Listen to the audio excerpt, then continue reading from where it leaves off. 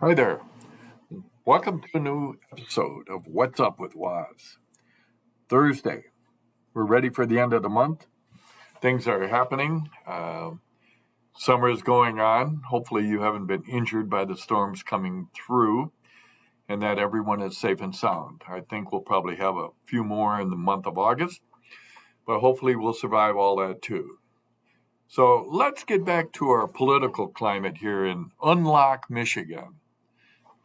Now, we have removed the 1945 Emergency Powers Act from the books. That was the law that gave the governor unchecked authority to run the state by her executive orders for as long as she determined a crisis existed. But there was a new grassroots effort to collect signatures to roll back the unchecked authority of the Department of Health and Human Services to issue orders. What the governor had done is to shift the rulemaking over DHHS so that she was sidestepping any complaint that she was making the orders. But as you recall, after the court struck down the 1945 law, the governor continued to issue restrictions through DHHS via the public health laws. So it's being reported that the Senate Majority Leader is seeking a compromise with the governor to put in some checks and balances on the DHHS ability to issue restrictions without end as part of the overall budget negotiations. So we would all like to believe, and I would like to believe, that civil servants would be staying out of politics when issuing their decisions, but we found out there was a lot of politics going on behind the scenes between the governor and the previous head of the DHHS before he resigned to continued disagreements with the governor.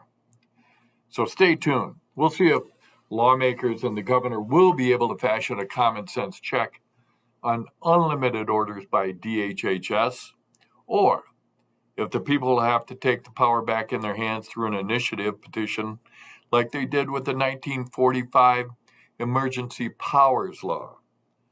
I think that's come out very well on the people's behalf, and we'll see how things go forward.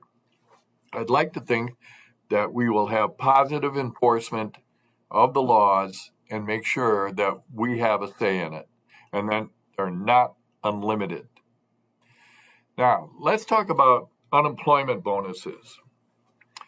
We've reported before that the governor vetoed a bill that would have ended the federal government's $300 weekly bonus to the unemployed.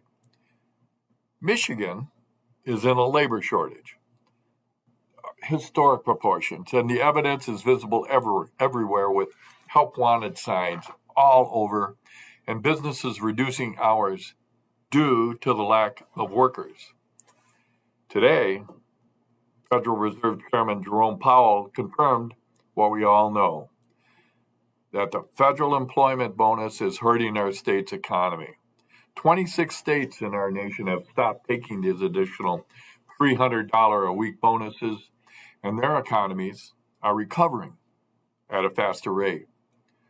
I think we can all agree it was good that the federal government stepped in when unemployment needed it, and we needed that help when so many people were displaced out of work due to the pandemic.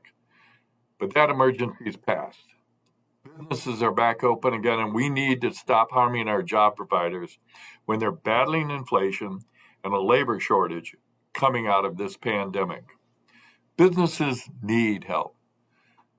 Another reason to get rid of that federal unemployment bonus is that fitness centers, and I've got a lot of friends that own those, lost hundreds of businesses that closed up shop for good. Now, when you look at the fitness business industry, 25% of the fitness clubs don't exist anymore. That equals more than 250 businesses shut down. And more than that, when you talk in numbers of employees out of work. So let's not dismiss that issue yet. Let's talk about continuing to unlock Michigan, not have unemployment bonuses. Let's put our people back to work. So Macomb County, we've had some recent flooding. Many homeowners in Macomb County faced flooding in their homes from the torrential downpours that we've had this summer. So sewage has continued to enter our water systems. Highways were shut down.